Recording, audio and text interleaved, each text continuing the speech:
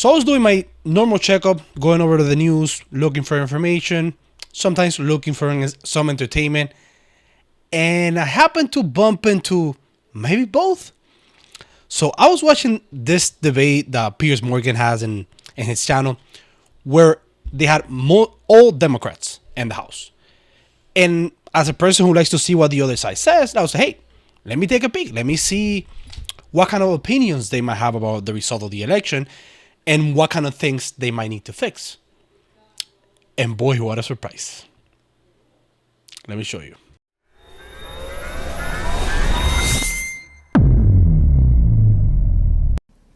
Well, I am forthrightly willing to admit I missed this election. I still think I actually had 10 out of 10 before. I think I was right about 2000, but we're not here to litigate that. I still think it's a pretty good record. Now, I think two things are operating here.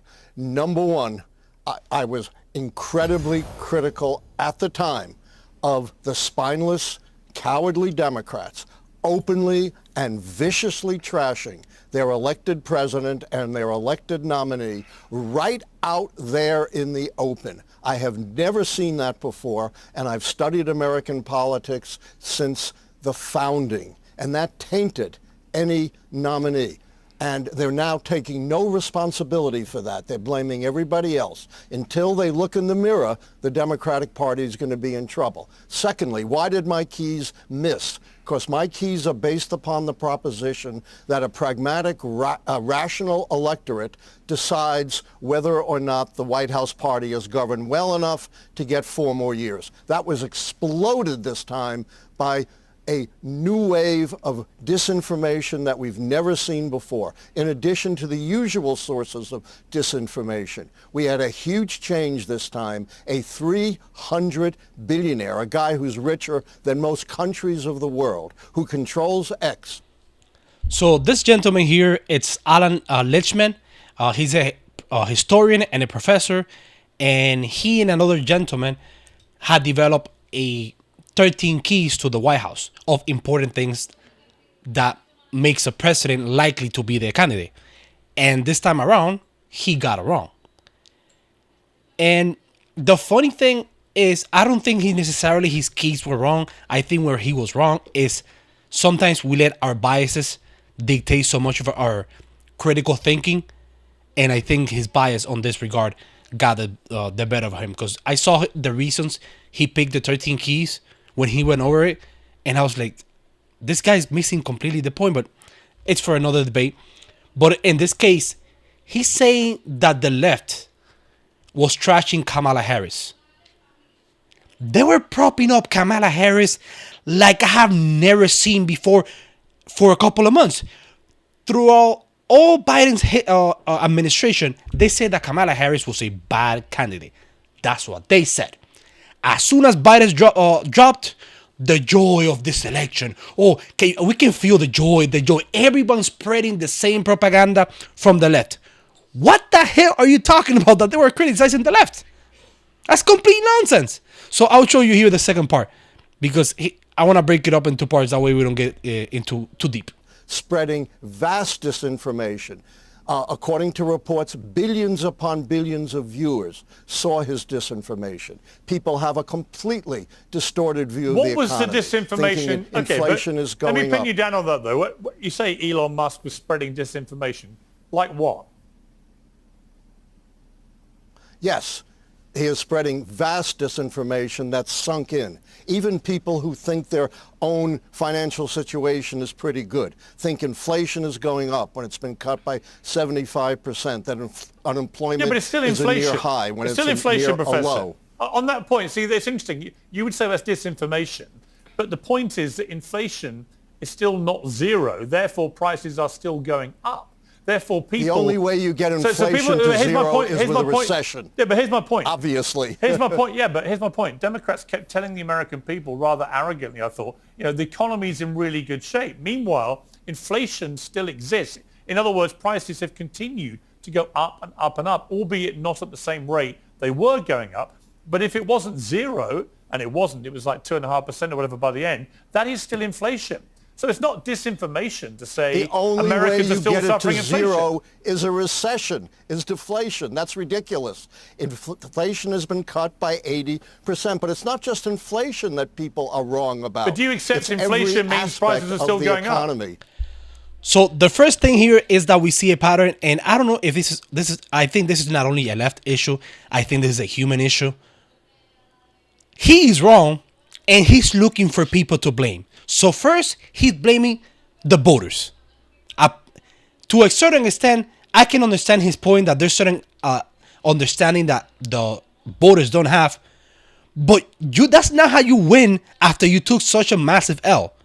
You have to look back and analyze what went wrong. And I have said this for about a year, 2 years or so. The current president takes the blame of whatever situation that's happening in the economy, whether he is at fault or not. Donald Trump, in my opinion, lost the 2020 election despite other issues, mainly because of COVID. And regardless whether it was Donald Trump's fault or not, he was going to take the blame. The same way when the housing economic downturn happened in 2008, George Bush took the blame, even though the restrictions on banking were removed under the Bill Clinton administration. Nobody's going to look that far. People are like, my situation is bad. You're the one in office. You're taking the blame. And he's just misinformation. The voters are stupid. I'm like, buddy. And the other part about misinformation, where he's going to break into the points and you can see they're just full of it. There's misinformation from both sides. Both sides have propagandas. Both sides are going to inflate their wrong things about the other candidate. That way they make them look bad. That's the game, unfortunately. So I'm going to cut his part here and show what Cenk was saying about him. Funny enough, I can't believe that I agree with him. Come to Cenk. I mean, Cenk, the biggest deporter in American presidential history was Barack Obama, who deported over 3 million people. This idea that Trump is going to become some outlier in terms of mass deportation. The great mass deporter was actually a Democrat president, Obama, by a long way, by the way. So this idea of like disinformation, I think some of it was disinformation, but it's, I think the idea that this election was only won through right-wing disinformation, I'm afraid, I view that as a total delusion by the Democrats. Again. Yeah. Yeah, I totally agree with you. I'm sorry, but I totally disagree with Juan and Professor Lichtman. Don't blame the voters. I think, look, we could get into this discussion, but Juan, I think you're blaming the voters. I think that's a terrible idea.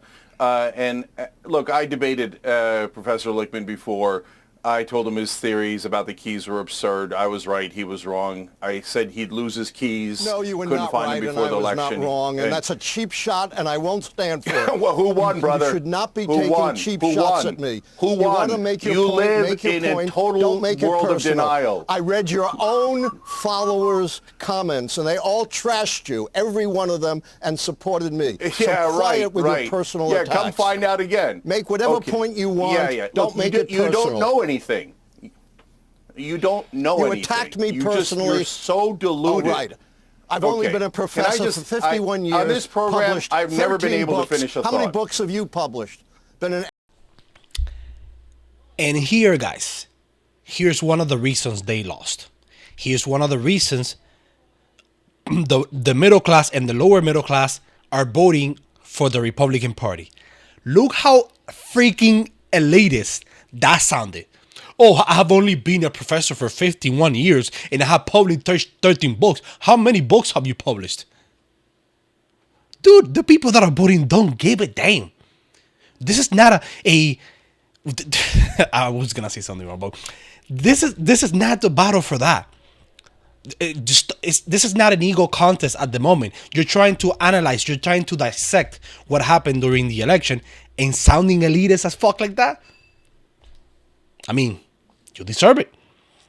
And I think Cenk is kind of being opportunistic. He's just taking cheap shots, like, calling it's easier to analyze after the game ended, but Cenk is definitely going to make some solid points about the elitists and all the wrong things that Democrats definitely miss. But I wanted to make a big point about this whole elitist mentality about, oh, I am above this type of situation, that many of the voters rejected that nonsense. No, because you're personally attacking me again. Say whatever you want, but I'm not going to stand for brother, personal you got it wrong. Say you were whatever you want. preposterously and stupidly wrong.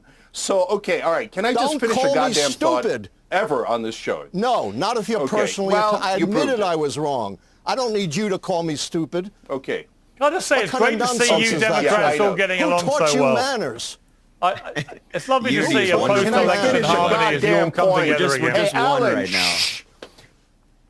Hey, Allan, you deserve a tall glass of shut-up juice, so can you just shut up for a second and let someone who knows what Not they're doing if you're so gonna right, personally Piers. attack You're me. so right. So- We're so Make unified any right now. point you Okay. want. So- I will not sit here and stand So- for personal attacks, for blasphemy against me. You don't need to do that. You don't boost your Blasphemy ego against you? by Who the hell are attacking you? me Are you like that. Jesus Just Christ, make your you points. loser? Okay, can I Make your just give the correct answer for once? Okay, here we go. So guys, you're blaming disinformation. There was disinformation. There was the cats and the dogs nonsense. The points you're making about undocumented immigrants, I agree with, Allan, okay? But that didn't cost the election. The main disinformation was about how the election was going to be rigged. And it wasn't rigged. It was dumb. They won easily. There was no need for that disinformation. You guys are missing the whole point. The people who are at fault are not other people. It is the candidate, Kamala Harris, the previous candidate, Joe Biden, Democratic Party, Democratic leadership. You guys don't want to admit that they're the problem. They're the cancer in the Democratic Party. So you blindly lash out at the voters, at information, at social media, and you want to shut down anyone who disagrees with you. That's not the correct answer. There are three wings of the Democratic Party. There's the establishment wing that the great majority, almost everyone on television supports and kisses the ass of and does propaganda for. That wing has led to disaster. They lost to Donald Trump twice, nearly lost to him 3 times. And then the other wing is called the progressive wing, but those are two different sets of people. In the progressive, so-called progressive wing, what you have is the identitarian left, the people who do what the right wing would call woke politics and identity politics, and that is disastrous. That's what the trans ad was at the end, and it cost us. The most popular part of the Democratic Party is the populist left. That is the Bernie Sanders 2016 campaign. That part says, let's do super popular economic proposals like paid family leave, higher minimum wage, universal health care, public option. Let's do all of these things. And the establishment goes, no, our corporations don't want that. Our donors don't want that. So we'll just do identity politics. And maybe identity politics will unite the left. But it didn't. Identity politics led to disaster. It was a poison within the Democratic Party, used ironically by the establishment Democrats because they didn't want to talk about popular proposals that we have because their donors hate those proposals. Okay. I do agree here with Cenk, but I want to make an important point. They're trying to make a big point about misinformation. Did everyone forget what happened with the Joe Biden laptop, where they lied for how many months? For how many months did the New York Times censor that information? For the Facebook that removed all the posts for all the people that dared to share the news from the New York Post. New York Times will say, "Oh, it's just Russia propaganda." They all got in bed with the Democratic Party to defend it. That is the definition. I'm sorry. The Republicans don't have remotely 1% of that power that the left has for propaganda. He was just saying, as Cenk was making the point, that they kiss their ass all the freaking time. And I think the other part that the Democrats miss is there's 3 issues, in my opinion, why the Democrats lost. 1, you were in power during the worst inflation since the 1980s. You're going to take the blame for that. 2, you had an unpopular candidate that was not elected, meaning you didn't pick a popular candidate that your party was going to support. And many people felt that was forced.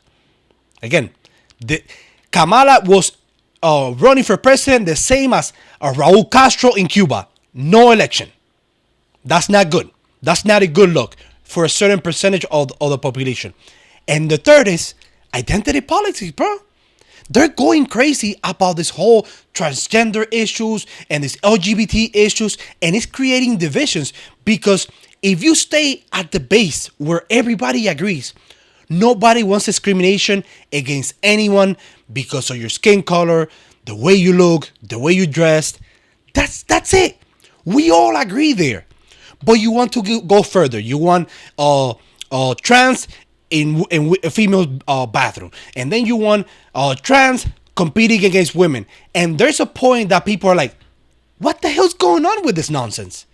You have a bad economy, you have a bad candidate, and now you're picking this nonsense talking points about your campaign? Of course you deserve to lose. And you should have lost even bigger, in my opinion. But these are the type of things that, from what I'm seeing from that interview, which I cannot show everything because it's going to be way too long.